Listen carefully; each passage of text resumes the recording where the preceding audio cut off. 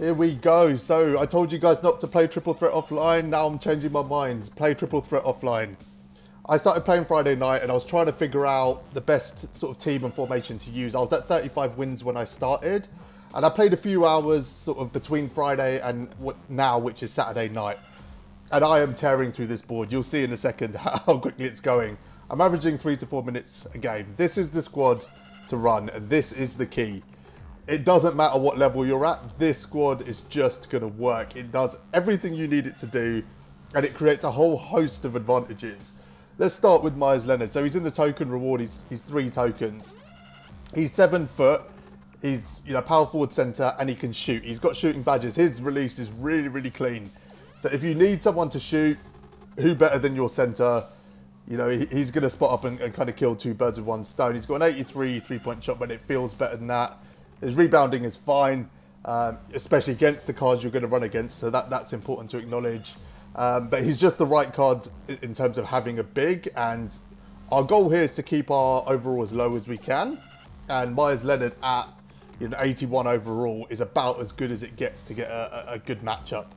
Then Bobby Jackson. So there's 2 really fast players in this team. And if you think about what squad you would usually run on Triple Threat, for me, it's always two quick players anyway. But Bobby Jackson, he's got all the finishing badges really that you would need. He's really good at finishing through contact, which is a big part of this method. But he's got badges, and he's got a lot of badges for an Emerald player. He's got more badges than a lot of Sapphires and Rubies, which is something to bear in mind. Getting into his attributes, he's got an 83-point shot. I do struggle with it. I don't really shoot with Bobby Jackson, but he can shoot if you're a better shooter than me. Great handles, which is super, super important in the way we're going to approach this. Defensively, he's okay. He does a bit, but that 90, 90, 90 speed with ball and acceleration is the key. That 77 vertical is important as well, and 95 stamina is important. Stamina is a really underrated sort of attribute in this game, especially when you're playing something like Triple Threat and you're going to be running against cards that don't have great stamina. Stamina is really important because the longer the game goes on, the stronger your players will get, and especially when you're speed boosting a lot, stamina is obviously important. Next up, we have Tony Parker. So he's the reward, I think, for the 18th level on the XP agenda board. Again, very similar card to Bobby Jackson. I think Tony Parker does everything Bobby Jackson does and vice versa. I think Tony Parker's slightly better shooting, and I think Bobby Jackson slightly better dribbling. I think that's the difference between the two. Looking again at his attributes, he's got a 74 3-point shot, but I actually find Tony Parker's release better than Bobby Jackson's. So, I don't really know what that statistic is about. But again, speed 90, 90, 90. So, if you think about a typical squad that you would run, if I checked in now, it would be probably B3, Sleepy Floyd, and then a big, I don't know, Dial maybe. There's not a huge amount of difference between what this team's going to do and what that team's going to do if you're running the same strategy. So what you're doing really is you're running a really good team that's going to outmatch and mismatch every CPU opponent you face. So let's load into a game here. You'll see exactly what I mean. By the end of this video, you'll realize how effective this is, because it's actually crazy how easy it was to run up this board. It was absolutely nuts. So what you're going to get is you're going to get golds, emeralds, and sapphires, really. You look at this team here, Chris Paul's okay, Rudy Gay, and Jeff Teague aren't going to really offer anything. So if you look at the speed that we already have on the floor, you can see where this is going. It's very, very difficult for Rudy Gay and Jeff Teague to keep up with Bobby Jackson and Tony Parker. So you're just going to end up blitzing them again and again. Now for speed, just let the computer do what it does. I'm going to be honest, probably the last half of games, I'm not going to give away how many are completed. I was literally just chilling watching Netflix. You can see there, Bobby Jackson, that contested shot, that 3-point, which that 90% speed, which gave him the jump on the opponent. As soon as you get a step on your opponent, it's a score every time. And I was transitioning really quickly, but most of the time I was literally just chilling out. I was watching Netflix. I wasn't really paying attention. I did one thing, which is paint sip with my center. That was basically my defensive strategy. And I was blowing through these games at 3 to 4 minutes. So I'm just going to show you exactly the kind of key strategies I used to get through these games quickly, because I figured it out more and more as I went. So the first thing you want to do is literally just get a step on your opponent. Hit pass and screen away. I tend to drive as far as I can into the corner there. quick first step the other way, and it's just so easy to get to the rim again and again. So that's the key thing you're going to do. Just do this again and again. You might come up against a lockdown defender, and what's great is, because you've got Bobby Jackson and Tony Parker, just switch to the other one. If you've got a defender with clamps marking one of them, then great. So that's the second thing. Quick break, just get after it. If it's open, both Bobby Jackson and Tony Parker have really good drive tendencies, so they're going to be constantly running to the rim. So on a fast break, just look up. You're either going to beat your man quite comfortably, or the other one's going to be cutting to the rim. So again, it's just so quick, because every time you get the ball, you're just on a break. So I'm going to slow things down here a little bit just to show you two other things that I do in this game, really. So this is a handoff. You can see there, all you do is hold down circle and point at the player that you're trying to get open. When you run this with Myers Leonard, whoever comes off Myers Leonard, whether it's Tony or Bobby Jackson, they are wide open. Again, a quick run to the rim. So defensively, you can see here again, Myers Leonard, I'm just paint sitting. These guys cannot shoot. These are gold cards. Just let them take the shot. Just back off, leave them wide open. They'll miss it 9 times out of 10. As I said, when the computer was attacking, I was just ignoring it. I was literally just watching something or just chilling out. So there's one more thing I'm going to show you, which is the cut.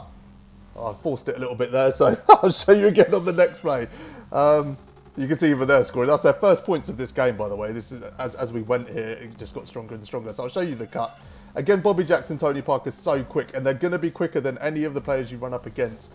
So there you can see, all I did was hold triangle. There's no way that defender's going to keep up with Tony Parker, and another easy basket. So there's literally just those 4 things, beating your man one-on-one, the quick fast break, the handoff, or the cut. In each of those instances, you're just going to have a step on the opponent, and you can see just how quickly I got through this game. This game was under 3 minutes, by the way, in total, including that bizarre attempt at a cut. I just got through it so quickly. So I played 2 or 3 hours, and then I'll show you where I was at after the first couple of hours. So there you have it. Just after a couple of hours, I've knocked out 35 wins. Just to be clear, it's 300 wins total, so we've done over 10% of it. And one of the big things that put me off Triple Threat was the idea of just burning through contracts to get up this board. When you're running 3 emeralds, it costs you 160 when you purchase now on the contracts for 5 contracts. So you're paying just over 30 MT per contract. That's 90 MT to play a game. I haven't had a game where, I've got less than 90 MT at the end of it. So if I was running sapphires, diamonds, etc., then I absolutely would be losing money on this, because the rewards are all over the place in terms of the vault. The rewards on the board just aren't good enough. So I set myself a goal. I wanted to try and get to a Zaya Rider. Let's see how I got on. So I actually timed the next 30 games just to see if I could get there, first of all, and how long it would take exactly. So it took 5 minutes 33 per game. That's what it worked out. Now, 5 minutes 33 includes the load-in animations to the game, the vault opening afterwards, and if there was anything in the vault that I opened. So really, we're talking around 4 minutes, really. If you add up all that time, it's probably 1.5 minutes off each game. But as you're about to see, we got to a Zaya Rider. So I think in total, maybe around 4 hours, maybe just under 4 hours to get 20% of Triple Threat Offline done. I started at 35, I'm at 100 now, as you're about to see. That's a huge chunk of this done, and I actually now regret not doing this sooner. And like I just want to remind you, the 2 things that put me off were contracts, and I found a solution to that. And, just coming up against OP CPUs where I just couldn't be bothered to spend 20 minutes trying to win a game that I could ultimately end up losing. Now, these things just weren't a problem. This was just so easy.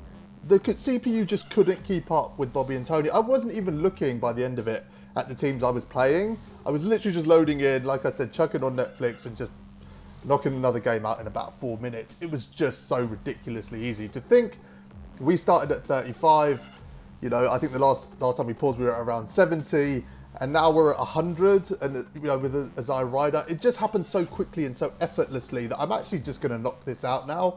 I can't see it taking me more than a week. If I can knock out 20 games, a day for the next week, probably by next weekend, then we can run up and finish to 300. But that Diamond Steph Marbury, it just seems really easy to get now. The rewards are okay on the token run board, but the 2 keys are JaVale McGee and Stephen Marbury. Now, outside of McGee and Marbury, there's one other perk, which is if you run the board, you get 1,500 XP. Now, I'm not really bothered about the XP challenges. I haven't tried to do any, and I'm already at level 24, so wherever we get, we get. But, you know, 1,500 XP is, you know, it's useful. It's going to get you up that board a little bit. I wouldn't mind getting to another Ascension board, but, you know, if we're going to do these things just by chance, then, you know, 1,500 XP I'll take, and I'll probably go on and do the Triple Threat Online ones afterwards. One thing I do want to talk about is the vault, though, because the vault was all over the place. Let me start by saying I didn't get Dave Bing. So, 65 wins in a row. I think within my first 15 games, I got Brian Winters last time. But I didn't get Dave Bing, and I think he might be maybe a bit more rare than we think. You know, he should have really come up in that time, and if I keep playing this week, maybe he will. But that's a starting point where it wasn't great. Secondly, the vault was just manic. It opened 12-0 at one point, so I had 12 vault opens in a row. And then at one point, I went 0 for 23. That means 23 times in a row, that vault didn't open. So this is not going to be a huge MT generator. It's not going to boost your squad massively unless you're climbing the board and getting to probably the 3 levels where it's actually useful, which is Ryder, Marbury, and McGee. So that's really what you need to be focused on. But Ryder definitely has a place in my team. You can see here we are no money spent. This is the budget squad. And Ryder definitely fits into it. I was definitely sleeping on this card. I wasn't really bothered about it. A friend of mine told me that he's good. He is good. Look at the card. 91 driving layup. You know, he's got a 80 plus mid-range shot, 80 plus 3-ball. His tendencies are amazing. You know, he really can do everything. He's a really good shooting guard. And if you are running a budget squad, this is a card worth picking up. I really didn't think it was. You know, driving dunk of 96. Great handles. You know, he's got a lot to offer. You know, if you're running a diamond or whatever, he's just maybe not going to have the same value. But, you know, 97 vertical, decent speed on the ball, you know, good consistency. He's just a good card. He's got 14 gold badges. They're all really finishing badges, and, you know, they're all, you know, kind of highlight reel, showtime, acrobat, etc. So he'll finish really well at the rim, and he can hit the 3 as well. So a good card to have in the squad. When I get that Marbury, I guess I'll do the same thing and I'll show you that card, but I already know that card's pretty elite. So this was a really good adventure over the last couple of days, to be honest. It was a few hours of my time. It wasn't massively demanding. It was super easy. I didn't lose a game. It just felt really effortless. The strategy worked really, really effectively. You know, those 3 cards are basically unbeatable. The CPU suddenly seems really weak when I was, you know, using higher end cards. Saves you MT on contract. You're not going to lose MT doing it this way. You could be really, really bad at this game and run those 3 cards, and you'll still win every game. Maybe you'll lose one. I maybe had 2 games. There was 2 cards to look out for: Brandon Ingram Sapphire and Jason Tatum Sapphire. They're the only 2 cards that cause problems because they can go on a run where they hit like 5 threes in a row. But again, didn't lose those games. It's really easy. I'm not amazing at this game. It was just so easy. So go grab those 3 cards, jump onto Triple Threat Offline. You know, in a few days, if you've got time, if you've got like 10 hours, you can probably get quite close to finishing this board very, very quickly. I don't have that time, but I'm going to tick through it this week. And yeah, we should have a couple more, you know, high-level cards to add to the squad in a week. I hope this helps. Please like and subscribe if you found this video helpful. Every like and subscribe helps us massively. But until next time, thanks for watching, guys.